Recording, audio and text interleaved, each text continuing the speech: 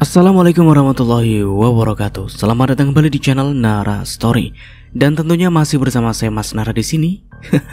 Apa kabar kalian semua? Semoga selalu baik-baik saja, sehat badannya, dilimpahkan rezekinya dan dihindarkan dari segala marbahaya. Amin.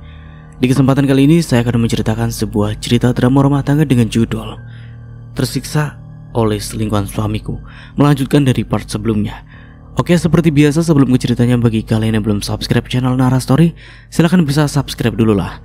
Dan aktifkan lonceng notifikasinya agar kalian tidak ketinggalan cerita menarik dari channel Nara Story. Dan jangan lupa juga untuk share and like, tentunya agar Mas Nara lebih semangat lagi untuk menghibur kalian. Oke, kalau sudah, terima kasih Anso. Just try keep up with me. Ma, ayo bangun. Kenapa harus pingsan sih?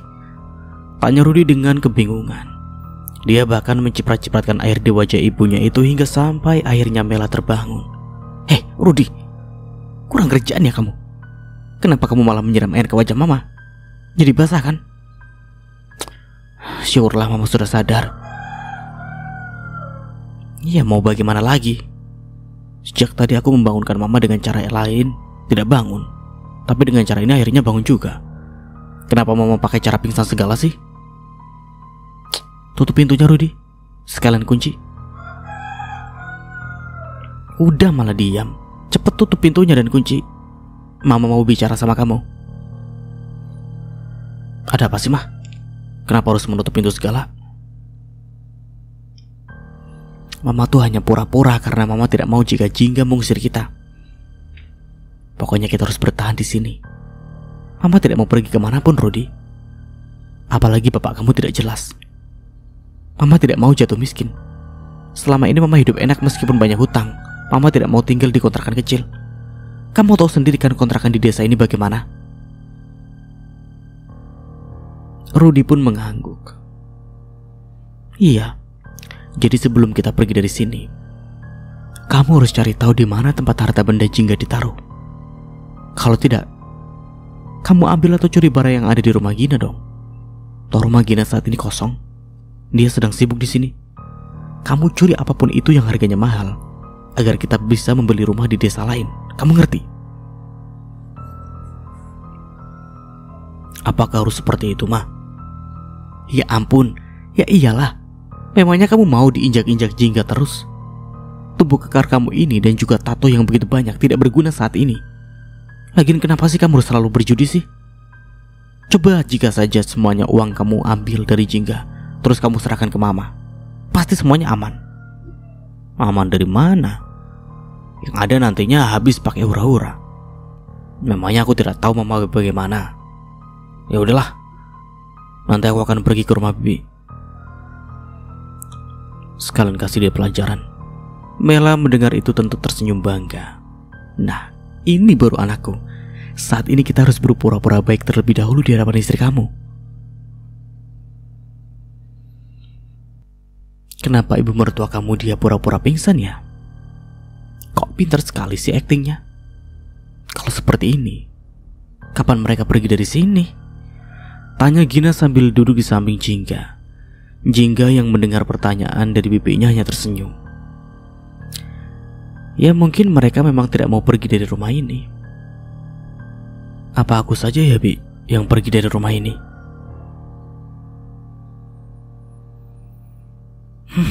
Itu lagi apa-apaan? Kenapa kamu yang harus pergi dari sini? Ya maksud aku kita jual saja rumah ini dan kita pindah. Jika memang mereka tidak mau pindah dari rumah ini. Iya juga sih. Boleh juga itu. Bagaimana kalau misalkan rumah ini kita jual dan kamu tinggal di rumah bibi? Bibi kan selama ini hanya tinggal sendiri. Kamu kan tahu bagaimana. Biar mereka tahu rasa. Malam harinya karena memang seharian ini Mela dan juga Rudy belum makan apapun, perut mereka terasa sangat perih. Mela menyuruh anaknya untuk pergi ke dapur mengambil makanan ataupun apapun itu untuk mengganjal perut mereka. Bukannya tidak berani makan, Mela hanya ingin menghindari Jingga. Karena jika dia bertemu dengan Jingga, pasti Jingga akan memaksa mereka untuk pergi dari rumah itu. Rudy, cepatlah kau ambil makanan atau apapun itu di dapur. Mama lapar. Sejak tadi pagi mama belum makan apapun. Kamu juga pasti lapar kan? Gara-gara kejadian hari ini sungguh membuat mama lelah. Iya, aku lapar dan juga haus. Sebenarnya aku bete di rumah mah. Aku ingin pergi ke base camp. Aku ingin bersenang-senang bersama teman-temanku. Kurang-kurangilah Rudy berjudinya. Bapak kamu marah kepada kamu karena kamu sering berjudi dan bermain wanita. Mama heran sih. Apa yang membuat kamu jadi seperti ini? Sudah sana, ambil makanan. Dan jika nanti kamu bertemu dengan istri kamu, pura-pura tidak lihat dia saja. Karena nanti yang ada dia akan menyuruh kamu pergi dari sini. Ya udahlah, aku juga lapar. Sedangkan di kamar entah kenapa sejak tadi Jingga merasa gelisah. Dia tidak tenang dan juga merasa ada sesuatu yang tidak beres kepada dirinya. Dia ingin sekali memberitahukan keadaannya kepada Gina. Namun dia tidak mau mengganggu waktu istirahat bibinya, karena saat ini sudah menunjukkan jam 8 malam. Kenapa rasanya begitu gelisah ya? Dan tidak nyaman. Ada apa ini? Tidak biasanya aku seperti ini. Jingga bangkit dan mengelus dadanya. Dia menatap jam di dinding. Astaga, pantas saja aku belum sholat. Ya udahlah, aku sholat isya dulu sambil tadarus. Sudah lama aku tidak tadarus. Gara-gara memikirkan keadaan yang ada, Jingga masuk ke dalam kamar mandi untuk berwudu. Namun di saat Jingga baru masuk, dia seperti melihat sesuatu di pantulan cermin kamar mandi. Astagfirullah. Apa itu? Jingga mendekap dadanya karena terkejut. Dia berjalan keluar kamar mandi untuk memastikan jika tidak ada orang lain di kamarnya saat ini. Keningnya mengkerut meskipun sejujurnya di dalam hatinya dia sedikit takut. Enggak ada siapa-siapa. Lalu tadi siapa ya? Kenapa penampakannya begitu sangat menyeramkan? Apa aku hanya halusinasi karena begitu sangat banyak pikiran yang menumpuk di otakku? Aku harus segera cepat ambil wudhu agar aku bisa tenang. Di lain tempat Laras duduk dengan fokus menatap apa yang dilakukan oleh dukun kepercayaannya itu. Dukun itu sedikit kewalahan untuk mengerjai Jingga. Laras yang melihat ada sesuatu yang aneh tentu langsung bertanya, "Ada apa, Ki? Kok kelihatannya Aki sedikit kewalahan sih?" "Iya, kakak madumu ini dia cukup kuat. Entah apa yang dia miliki, tapi dia sedikit susah untuk ditembus. Ini saja jika saya meneruskannya, yang meninggal bukan dia tapi saya. Saya rasa kita butuh waktu lagi untuk meneruskan hal ini." Mendengar hal itu tentu saja Laras merasa marah. Kok bisa kakak madunya itu lebih kuat dari dukun yang dia percaya? Ternyata saat ini Jingga sedang sholat dan setelah sholat dia berdoa, bahkan tadarus, berserah diri kepada Allah atas apa yang terjadi kepadanya dan meminta perlindungan kepada Allah. Karena Jingga tahu pasti bahaya di luar sana selalu mengincarnya. Loh, nggak bisa dong, Ki. Kamu kan sudah janji malam ini akan membuat wanita itu menderita. Lalu kenapa sekarang Aki malah bicara seperti itu? Kamu pikir jika saya mengikuti arahan kamu saat ini saya akan hidup atau tidak? Saya tidak mau mempertaruhkan nyawa saya. Saya lebih baik kehilangan pasien seperti kamu daripada saya harus mati di tangan pasien saya sendiri. Laras yang mendengar itu tidak terima. Bagaimana bisa? Dia sudah menyerahkan dirinya untuk dukun itu, untuk dijadikan sebagai bayaran. Namun saat ini dukun itu malah membentaknya. Loh, kok jadi gini sih? Kan perjanjiannya tadi setelah kita melakukan itu, apapun yang terjadi akan melenyapkan wanita itu. Tapi kenapa tidak bisa? Pokoknya aku gak mau tahu ya, Ki. Aki harus melenyapkan mereka berdua. Kalau tidak, aku akan melaporkan tindakan pencabulan terhadap diriku dan juga pasien yang lain. Aku pikir aku takut sama Aki. Dukun itu langsung bangkit dan menendang barang yang ada di hadapan hingga sampai membuat Laras terkejut. Laras juga ikut bangkit dan menatap dukun itu dengan berani. Kenapa? Aki marah? Yang harusnya marah itu adalah aku. Aku sudah bersedia disentuh oleh laki-laki tua bangka seperti kamu. Tapi ternyata tidak ada gunanya. Bahkan untuk membuat Rudy bertekuk lutut di hadapanku saat ini pun kamu malah belum melaksanakannya. Diam. Jangan banyak ngomong. Kamu terlalu banyak bacot, Laras. Jangan sampai membuat saya marah dan membuat kamu menjadi gila. Pergi dari sini sebelum saya membuat kamu terluka. Setelah mendengar bentakan itu, Laras langsung terdiam. Dan dia mengepalkan tangannya dan pergi dari sana. Dukun itu juga heran. Kenapa bisa Jingga begitu sangat kuat seperti ada benteng yang melindunginya? Sepanjang jalan Laras terus saja merajuk. Dia mengutuk bahkan mencaci maki dukun cabul itu serta kakak madunya. Pantas dia terlihat beraura. Ternyata dia memiliki kekuatan besar. Dasar licik wanita madul itu sangat-sangat licik. Awas kamu, aku akan kembali dengan penampilan baru. Akan aku pastikan jika kamu akan kalah. Laras meremas tangannya dengan kuat. Alhamdulillah, sekarang sudah lebih baik. Tubuhku juga pun saat ini sudah mulai enakan, tidak seperti tadi. Entah kenapa rasanya begitu sangat panas dan juga gelisah tadi. Jingga melipat sejadah dan juga mukena yang baru saja dia gunakan.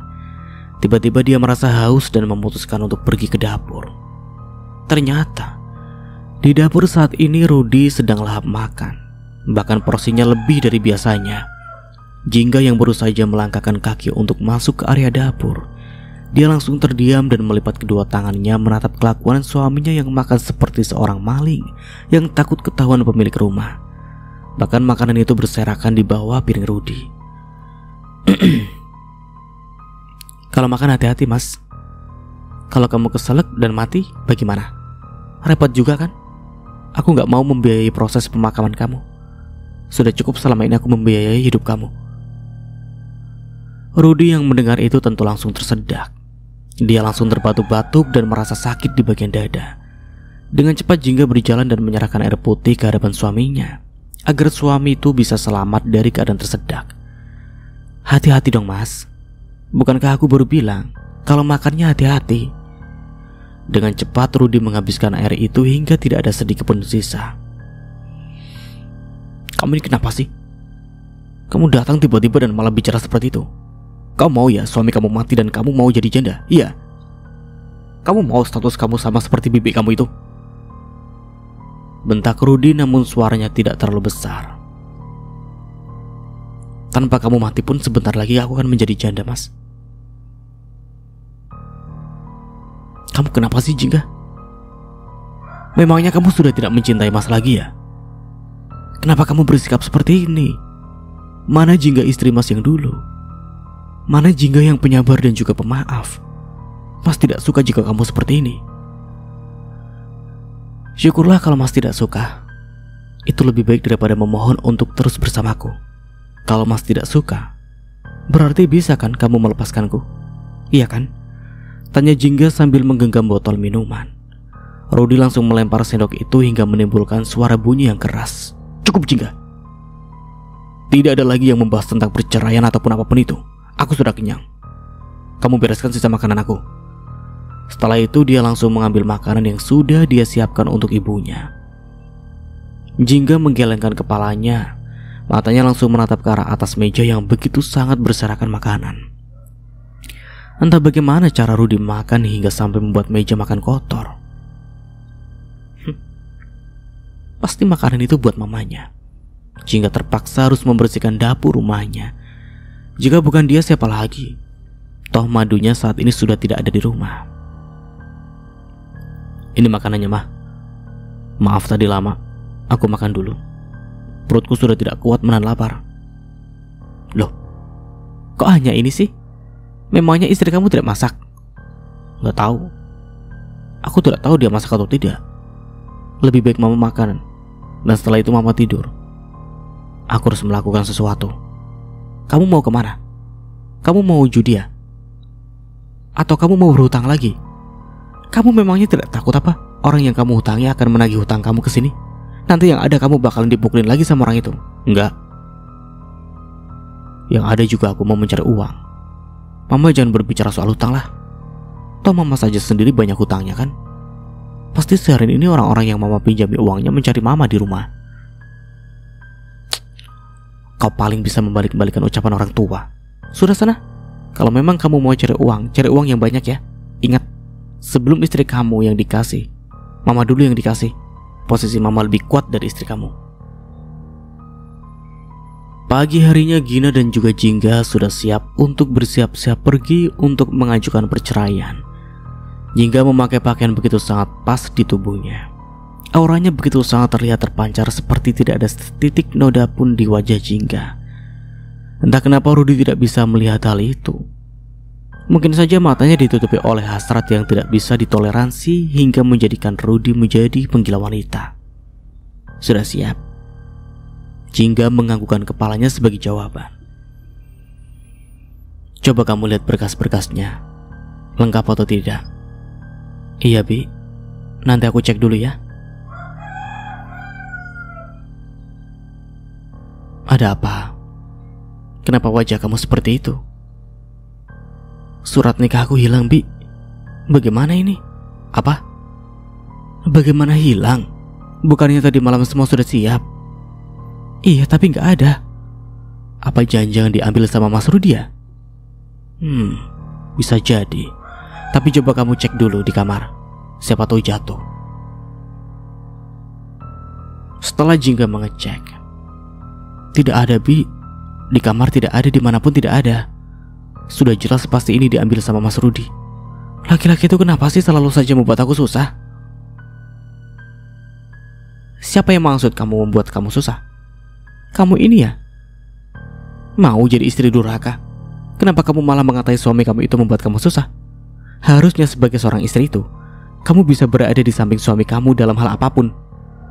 Baru direpotkan seperti itu saja sama suami kamu malah bicara seperti itu. Memang betul suami Jingga yang selalu membuat masalah. Buktinya saja sekarang di saat Jingga hendak mengajukan perceraian, anak kamu itu malah mengambil surat nikah mereka. Itu artinya apa? Menyusahkan bukan? Tolong ambilkan surat nikah yang dicuri oleh anak kamu. Keponakan saya ini sudah tidak kuat jika terus bersama kalian. Tidak akan. Kalian tahu dari mana kalau misalkan anak saya mengambilnya? Jangan sotoy tahu. Siapa yang tahu memang mereka nggak punya surat nikah. Sudah, Bi. Jangan meladeni ibu mertuaku. Ayo kita pergi. Aku akan bertanya kepada pengadilan apakah bisa mengajukan perceraian tanpa surat nikah atau bisa menduplikasinya. Gina mendengar itu tentu tersenyum sambil menatap ke arah Mela. Mela mengangkat tangannya dan hendak mengejar Gina dari belakang.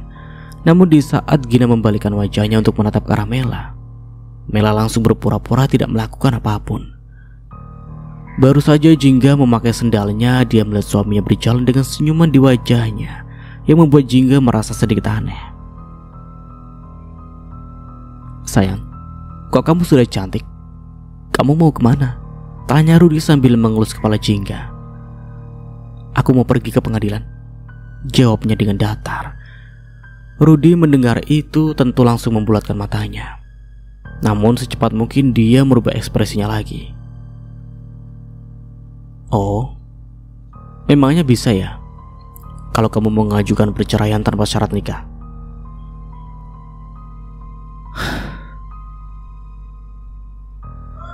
Jadi kamu benar yang mengambil surat nikah kita?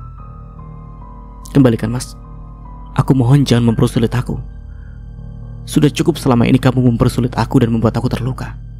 Di saat aku ingin bahagia terlepas dari kamu, kenapa kamu tidak bisa, Mas?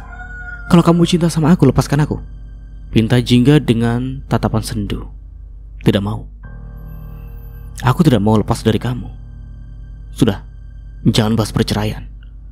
Ini, aku memberikan uang untuk kamu dengan uangku sendiri. Tenang saja, itu bukan hasil dari mencuri ataupun berjudi. Itu halal untuk kamu. Kamu mau ini kan selama ini? Kamu mau kan aku menafkahi kamu? Ini ambil. Rudy memberikan uang kepada Jingga dan mengepalkan di tangan Jingga. Mela yang mendengar dan melihat itu tentu langsung berbinar. Dia langsung merebut uang yang sedang digenggam oleh Rudy. Namun dengan cepat Rudy menahannya. Mama diam. Bagian mama nanti ada. Ini bagian dan hak istriku Jingga. Jangan sampai nanti ada pertengkaran lagi setelah ini. Mendengar itu Mela tentu langsung mendelikan matanya.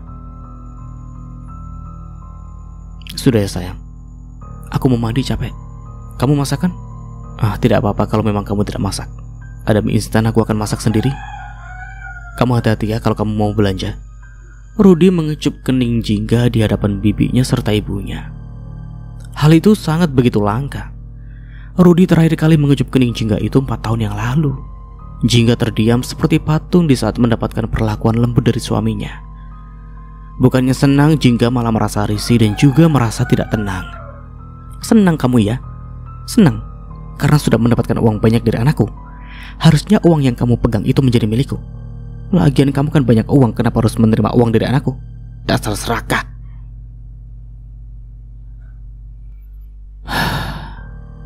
Benar-benar ya dia. Kemarin saja berbicara begitu sangat lembut kepada aku dan ingin berubah ataupun apapun itu. Tapi ternyata sifat buruknya tidak bisa disembunyikan. Apalagi masalah uang. Gumam Gina sambil menatap uang yang ada di tangannya. Gumam Jingga maksudnya. Iya, kamu betul Jingga. Tapi apakah kamu tidak curiga? Dapat dari mana suami kamu uang sebanyak itu? Entahlah Bi. Sepertinya rencana kita hari ini lebih baik kita batalkan saja. Aku ingin bertanya sesuatu kepada Mas Rudy. Pasalnya ada hal yang begitu mencurigakan.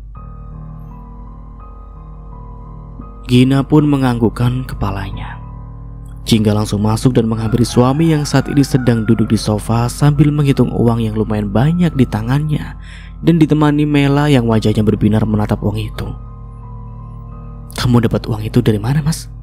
Tanya Jingga tanpa basa-basi. Sini, duduk dulu di samping Mas. Enggak, aku hanya butuh jawaban kamu. Dapat uang ini dari mana? Tidak mungkin dalam sehari kamu bisa mendapatkan uang sebanyak ini. Apa yang kamu lakukan? Mas tidak melakukan apapun Jingga. Mas hanya mencari nafkah dengan halal saja.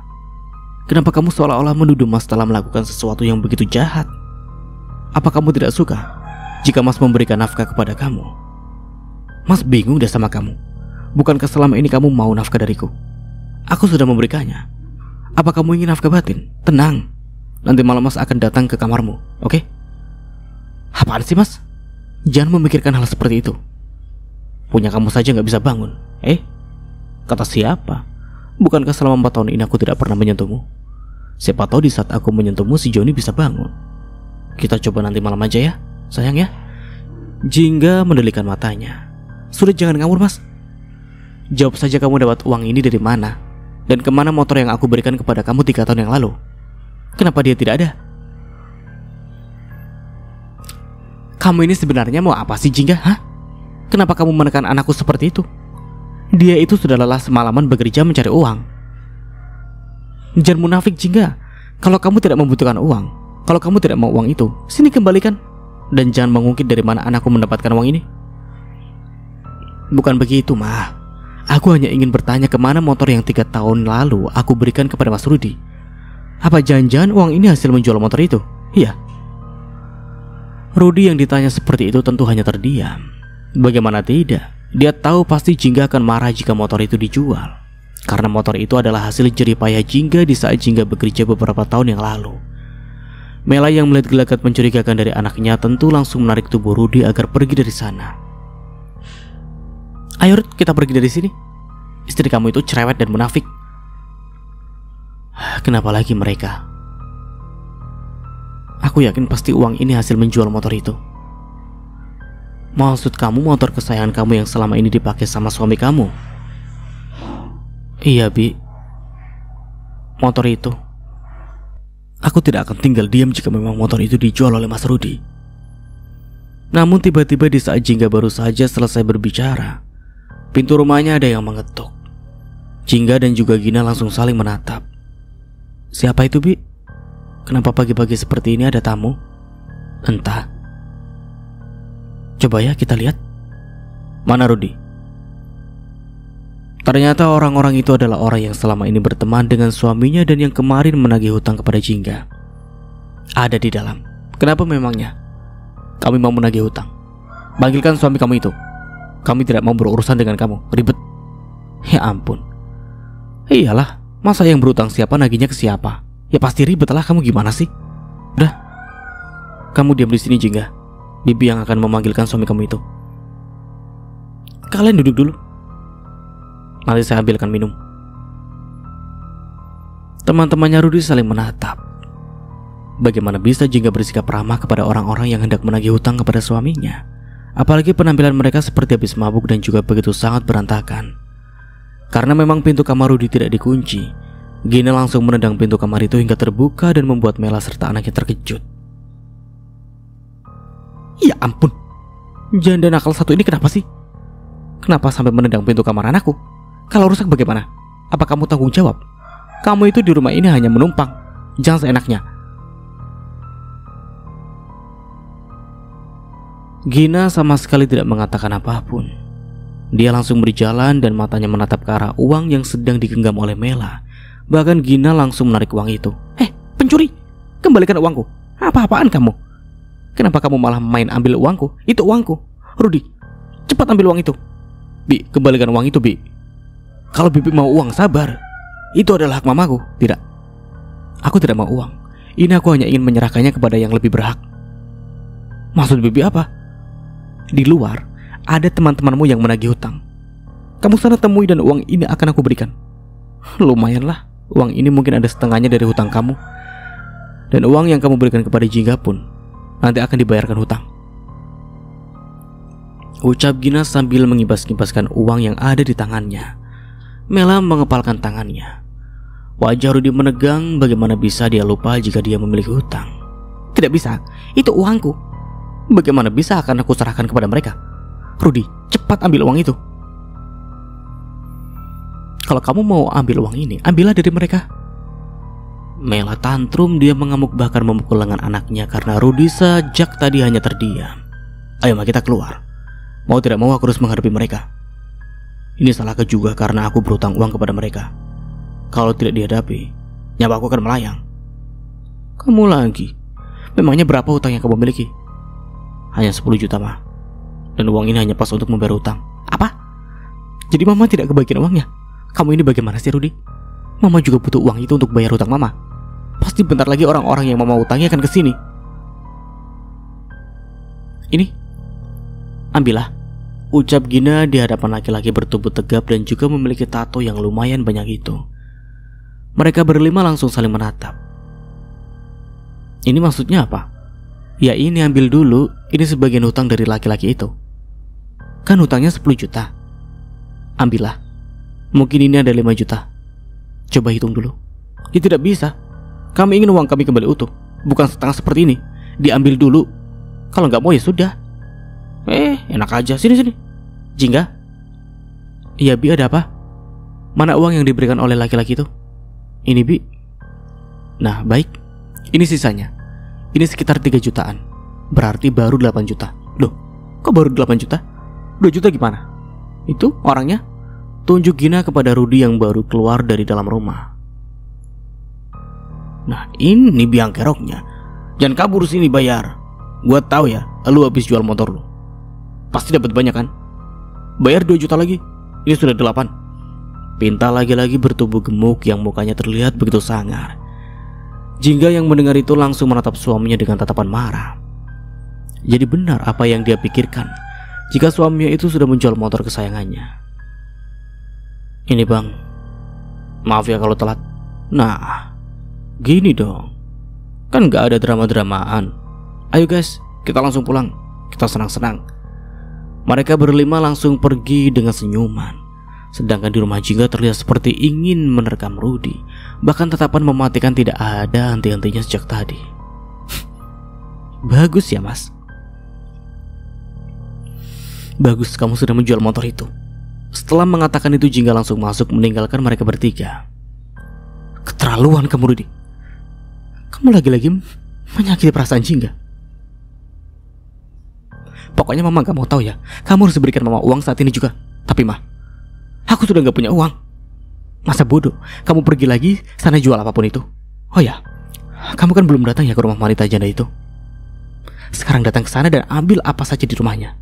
Tapi ini siang mah. Kalau ada orang yang melihatku bagaimana? Alah gak ada.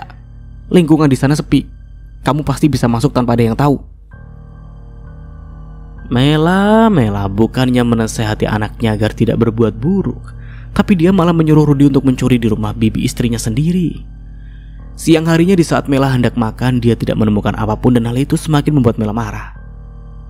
Jingga, menantu malas. Kenapa sih di sini tidak ada makanan? Mela membanting piring hingga pecah dan suara kegaduhan itu tentu saja terdengar sampai ke kamar Jingga. Kenapa sih, Mah? Kenapa membanting piring milikku? Apakah Mama sanggup untuk membayarnya? Kamu tanya kenapa? Lihat, ini jam berapa, hah? Jam 12 lewat, kenapa memangnya? Nah itu kamu tahu, sudah waktunya untuk makan siang. Tapi kenapa tidak ada makan sedikit pun di sini? Dan nasi pun tidak ada. Kamu ini bagaimana sih? Kerjaan kamu itu apa sih sehari ini? Hah? Pantas saja Rudy selalu menikah. Ternyata kamu tidak becus menjadi seorang istri. Aku tidak akan masak dan tidak akan pernah yang namanya menyediakan makanan lagi di rumah ini. Maksud kamu? Kenapa kamu bicara seperti itu, hah? Kau mau ibu mertuamu dan suami kamu kelaparan? Harusnya jadi orang istri itu kamu bisa menempatkan diri kamu. Harusnya kamu itu berbakti kepada ibu mertua kamu dan juga suami kamu. Bersihkan semua kegaduhan ini, Mah. Aku tidak mau yang namanya berdebat apapun dengan kamu. Sebelum nanti aku kembali lagi ke dapur. Dapur ini harus segera bersih. Paham? Enak saja ya kamu menyuruhku. Tidak mau? Ini kan rumah kamu. Ya kamu yang harus membersihkannya. Itu Mama tahu kalau ini adalah rumahku. Jadi kenapa kalian tidak pergi dari rumah ini? Enak saja. Mana bisa saya dan anak saya pergi dari sini? Oh ya, Mama minta uang kalau kamu memang menyuruh Mama untuk bersihkan ke dapur ini. Mama minta uang untuk membeli makanan. Kenapa harus minta uang kepada saya, Mah? Mintalah uang kepada anak Mama yang baru saja berhasil menjual motorku.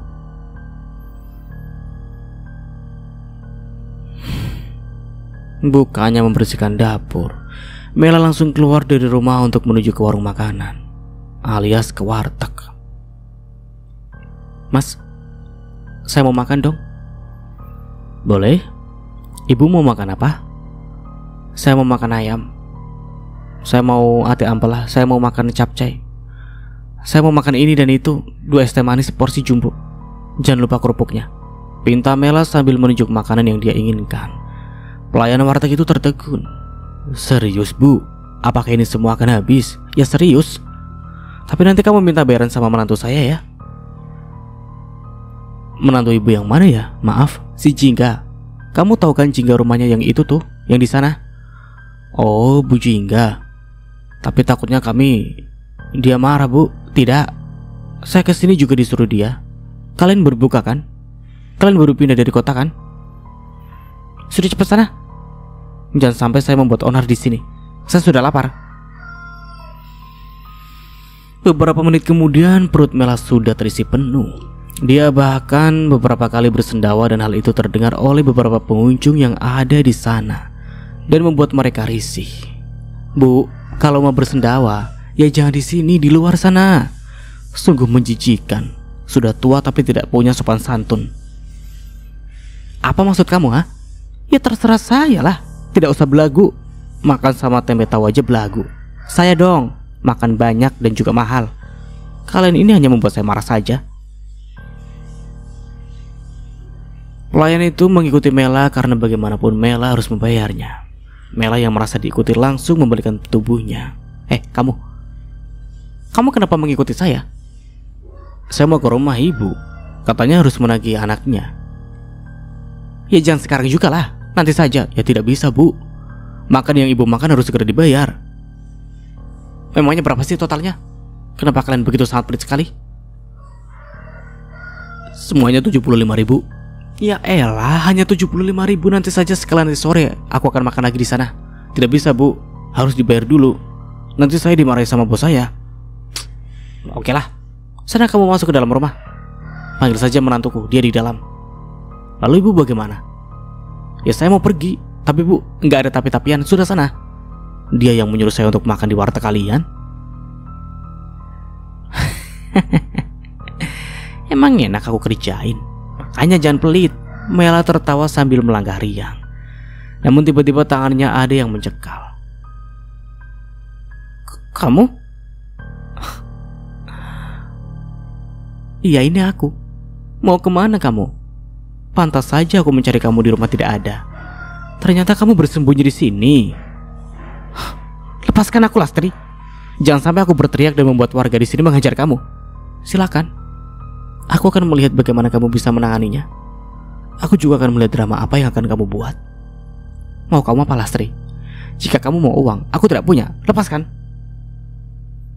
Bukan sudah jelas jika aku ingin menagih hutang kamu?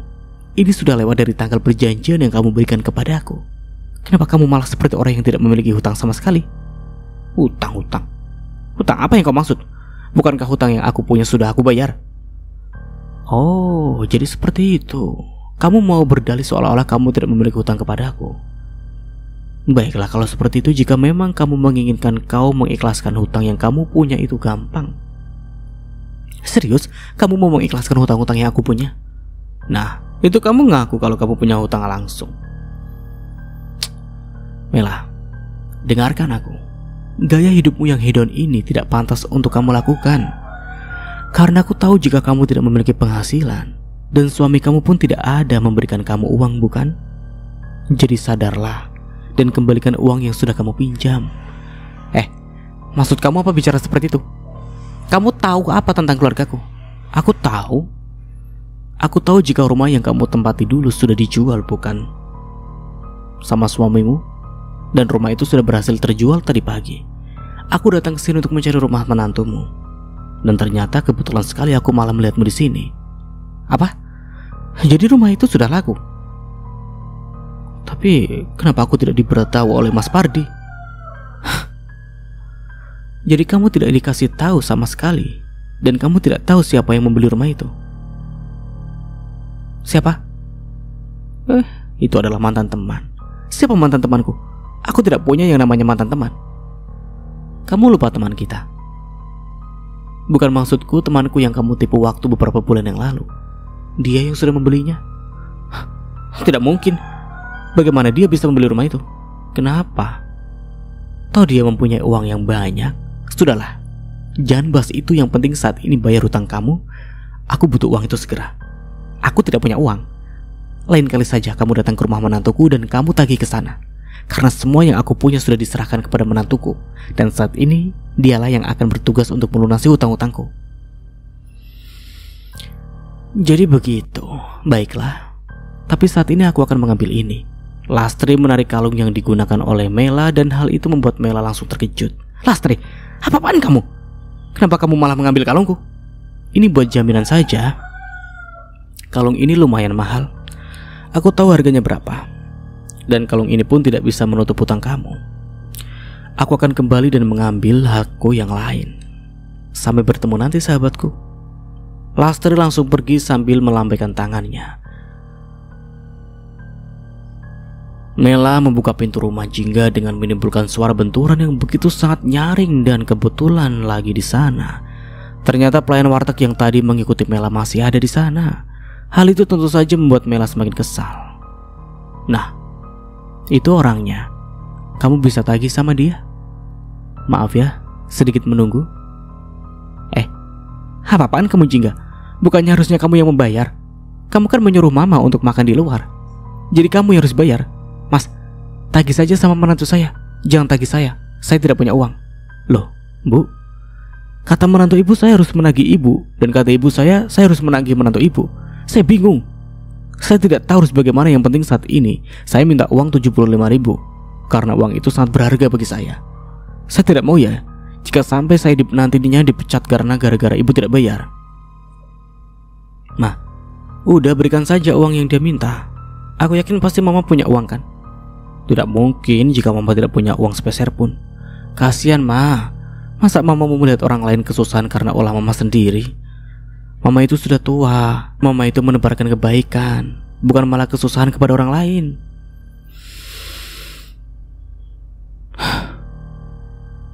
Kalian ini kenapa sih? Kalian ini gak bisa ya melihat orang tua ini tenang. Gian uang 75.000 repot amat. Nih, ambil sana. Ambil sama pembelinya. Mela melempar uang 100.000 ke hadapan pelayan itu. Jingga yang melihat itu tentu saja merasa miris. Bagaimana ibu mertuanya itu tidak punya adab sedikit pun? Terima kasih Bu. Mbak, saya permisi ya. Maaf saya mengganggu. Oh ya Mas, tunggu dulu. Saya mau kasih tahu nanti kalau misalkan ibu mertua saya datang lagi. Kalau dia tidak punya uang, jangan kasih makan ya Mas. Dia mau mengancam apapun kepada Mas dan juga bos Mas. Jangan dikasih ya. Ingat, nanti yang repot Mas sendiri. Pelayan itu mengangguk. Kamu benar-benar menantu durhaka, menantu kurang ajar, menantu tidak tahu diuntung. Astagfirullah. Mulutnya itu loh. Untung saat ini bibi tidak ada. Kalau ada sudah habis dia sama bibiku. Jingga mengusap dadanya. Percuma juga dia menimpali ucapan ibu mertuanya. Mela membanting pintu kamar dan masuk ke dalam. Nafasnya terlihat sangat memburu. Matanya meneliti kamar itu dan tiba-tiba dia teringat sesuatu. Dia teringat di mana waktu sebelum Laras pergi, Laras menyimpan sesuatu di tasnya. Dia langsung berjalan ke arah lemari dan mengacak-acak lemari tersebut untuk mencari benda apa yang sebenarnya diambil oleh Laras dari kamar Jingga. Di mana menantu bodohku itu menyimpan barang curiannya ya? Untung dia pergi tidak membawa barang-barangnya. Aku harus mencarinya. Nah, ini dia kotaknya. Pasti ini uang. Tapi jika uang, kenapa Jingga tidak mencarinya ya? Padahal dia tahu jika dia sudah kemalingan. Atau jangan-jangan ini kotak gak ada isinya lagi. Aku akan melihatnya. Dengan sekuat tenaga Mela membanting tasbih itu hingga membuat tasbihnya pecah dan berserakan. Kurang ajar, isinya tasbih. Pantas saja wanita mandul itu tidak kalang kabut mencari barang yang hilang. Udah kemana sih? Kok dia tidak kelihatan batang hidungnya? Dia itu harus memberi pelajaran istrinya. Bisa-bisanya dia mempermalukan aku di hadapan pelayan warteg itu. Ma, keluar. Ada tamu di luar mencari mama, ucap Jingga di balik pintu kamar itu. Menantu sialan, hanya bisa mengganggu saja. Ada apa lagi sih? Siapa lagi yang datang? Ma, cepet, kasihan dia. Dia jauh-jauh loh dari kota cari mama. Mama tidak mau ya? Ya sudah, aku menyuruh orang itu untuk pergi. Mendengar kata kota, tentu saja Mela langsung bangkit dan dia langsung berlari ke arah pintu untuk membukakan pintu untuk menantunya.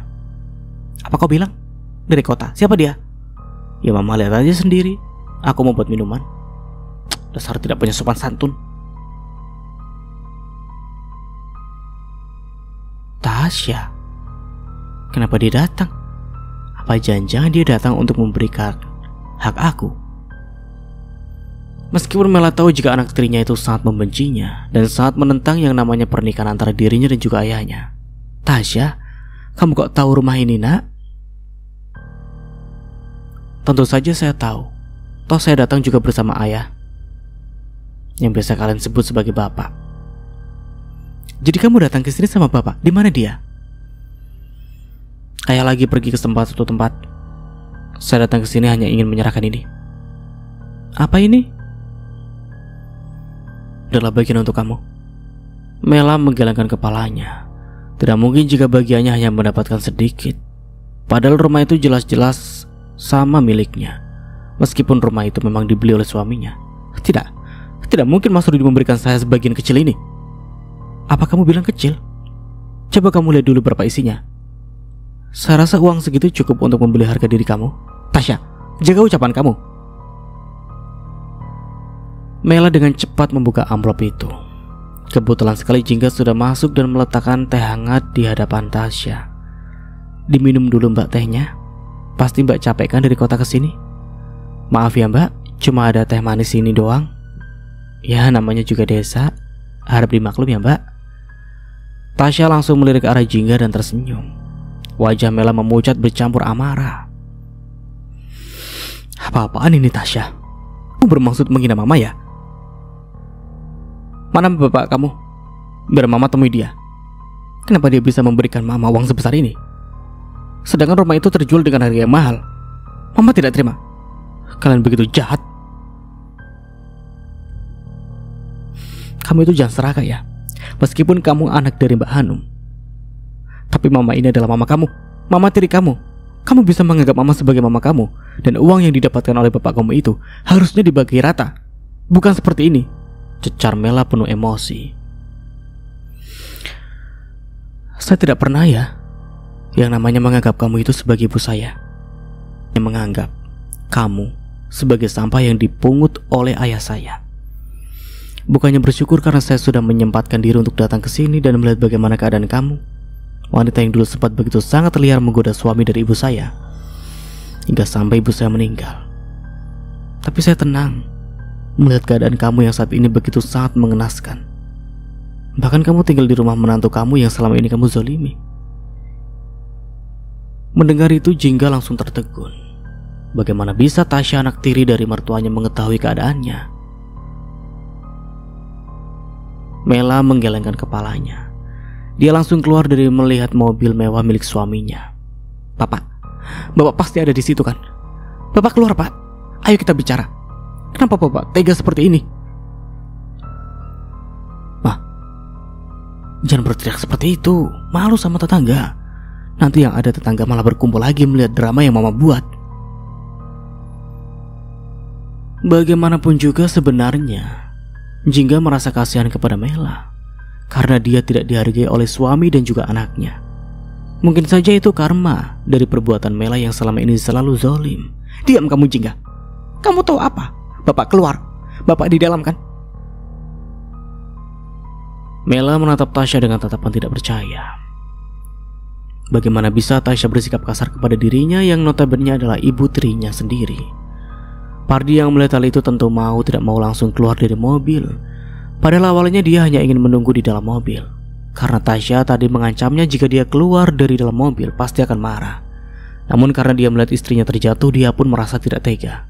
Tasya, kamu tidak seharusnya bersikap kasar kepada Mela. Dia itu ibu kamu. Pardi berbicara selembut mungkin kepada anak sulungnya itu. Dia bukan ibu aku, Ayah. Bukankah aku sudah bilang sejak dulu jika ibuku hanya ibu Hanum? Bukan dia wanita berbuat ayah yang membuat ibu selama ini menderita. Tasya, stop. Jangan ungkit itu lagi ya. Ibu kamu sudah tenang di sana, sayang. Oke, Bapak tahu perasaan kamu, tapi saat ini tolong kondisikan amarah kamu. Kita datang ke sini hanya ingin melihat bagaimana kondisi ibu kamu kan. Salah maksudnya Mela, dan juga ingin menyerahkan haknya. Jadi tolong jangan memperkeruh suasana. Tasya mendelikan matanya melipat kedua tangan. Bapak kenapa sih tega? Kenapa Bapak begitu sangat zalim kepada Mama? Apa yang membuat Bapak seperti ini? Tidak puaskah Bapak selama ini selalu tidak adil kepada Mama? Mela terus saja terisak. Jingga yang mulai tidak nyaman karena tetangga yang super julid sudah mulai berdatangan untuk melihat drama yang terjadi di rumahnya. Tentu langsung meminta kepada mertuanya itu untuk masuk ke dalam. Pak, ayo kita masuk. Tidak enak kalau misalkan kita tetap di luar. Lihatlah, tetangga sudah mulai berkumpul untuk melihat drama yang dibuat oleh kalian. Maaf ya Pak, tapi saya malu jika terus saja dikelilingi oleh keributan di sini. Pardi pun menganggukkan kepalanya. Ayo kita masuk. Kamu jangan seperti anak kecil, malu dilihat tetangga. Kita itu sudah tua. Pardi mencoba melepaskan pelukan itu dan berjalan meninggalkan Mela. Mela terisak dan mengusap wajahnya. Dia mengepalkan tangannya dan dia langsung mengejar suaminya. Jingga, di mana suami kamu? Tanya Pardi tanpa menghiraukan Mela yang sejak tadi terus mencoba menggenggam tangannya.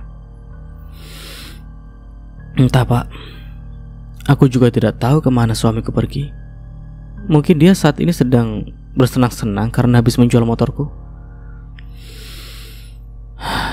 Maafkan Bapak ya, karena Bapak tidak bisa mendidik anak itu hingga sampai membuat kamu terus terzolimi seperti ini. Lagian juga itu bukan tugas ayah. Ngapain ayah harus mendidik anak yang tentu saja bukan darah daging ayah sendiri? Maksud kamu apa Tasya bicara seperti itu? Tentu saja Rudi adalah darah daging dari bapak kamu. Kenapa kamu malah menghina Rudi seperti itu? Meskipun kalian lahir beda rahim, tapi kalian ini saudara. Tidak. Aku tidak mau menganggap anak yang lahir dari rahim kamu itu saudaraku. Sudah Tasya, diam. Jingga, apakah kamu sudah mengajukan gugatan perceraian? Tiba-tiba Pardi malah bertanya seperti itu. Belum Pak. karena Mas Rudi menyembunyikan surat nikah kami. Jadi aku belum bisa mengajukan gugatan perceraian. Jawabnya dengan ragu. Baiklah, apakah kamu mau Bapak bantu agar kamu bisa terlepas dari lelaki itu? Mela tentu saja kebingungan. Kenapa suaminya malah mendukung menantunya untuk berpisah dengan anaknya? Dan sampai di sini dulu ceritanya. Nantikan kelanjutan ceritanya di part berikutnya. Dari saya mohon maaf bila ada salah kata atau dalam penyampaian cerita. Akhir kata, wassalamualaikum warahmatullahi wabarakatuh. Sampai jumpa di video selanjutnya and see you. Ciao.